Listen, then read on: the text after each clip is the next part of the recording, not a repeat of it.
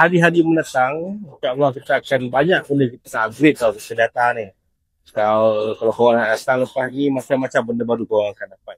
Contohnya kan, okay, sekarang ni kita dah ada sate, kita dah ada ayam gepuk kat luar tu kan, yang korang boleh direct order dekat sana. Lepas tu insyaAllah akan datang kita akan tambah lagi berbagai-bagai vendor. Lepas tu kita akan buat satu Saya tengah plan nak buat satu benda dekat sini tau. Saya tak tahu lah, tempat ni kosong. Saya tengah plan nak buat sesuatu dekat sini.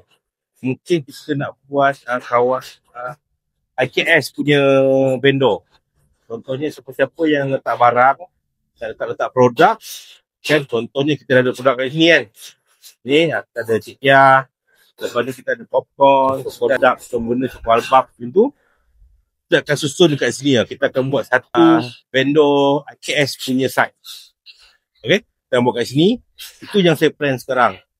Jadi sesiapa yang vendor-vendor luar yang nak masuk kan, boleh terus direct dekat nombor yang kita akan bagi kejap lagi. Lepas tu kita akan set produk tu untuk kita letak dekat sini. Dekat sini, kat tempat saya berdiri ni. Dekat sini. Kita akan buat satu tempat untuk produk-produk IKS. Apa korang rasa okey tak kalau kita buat macam tu? Dan ada tak permintaan daripada orang luar untuk letak barang dekat kita punya IKS punya produk? Boleh tak? Boleh tak kita letak kat situ? You komen sikit. Ada tak siapa yang nak masuk? Sebab setakat ni kita ada dalam 3-4 barang lah. 3-4 produk yang kita letak. Dan kita nak meriahkan tempat ni. Mungkin lebih banyak produk-produk yang kita boleh masuk ke sini. Okay? Ciao.